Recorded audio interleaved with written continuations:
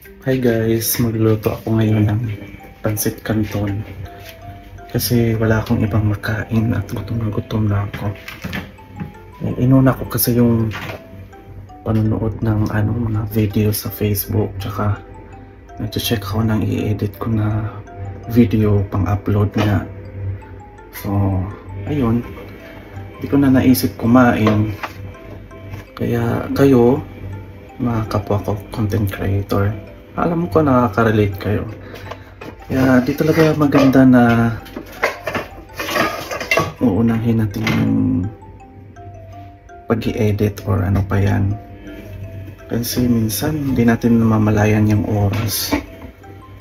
Alam niyo naman ang oras, ang bilis, no? So wala pa tayong kain. Kaya mahirap. Wala ka pang natapos na video, gutom ka pa. Walang laman yung tiyan, diba?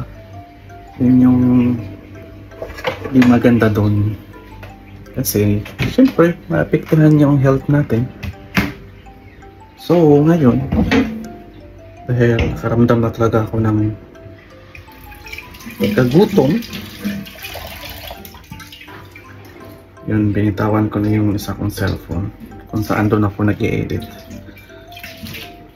Ito. Magpapakulo ako ng tubig. Pakuluan ko yung pancit canton. Lulutuin ko. Laki na chili mansi at chili. I-mix ko silang dalawa kasi gusto ko yung may kalamansi na maanghang. Kaya yun lang guys, yun lang yung for today's video natin. Update lang. Ayos talaga akong mag-vlog na kaharap sa akin yung camera kasi hindi ko alam kung ano sasabihin ko. Boring ko kasi pag nag-vlog ako mag-isa. Hindi ko alam kung anong sasabihin. Shy type naman kasi ako guys.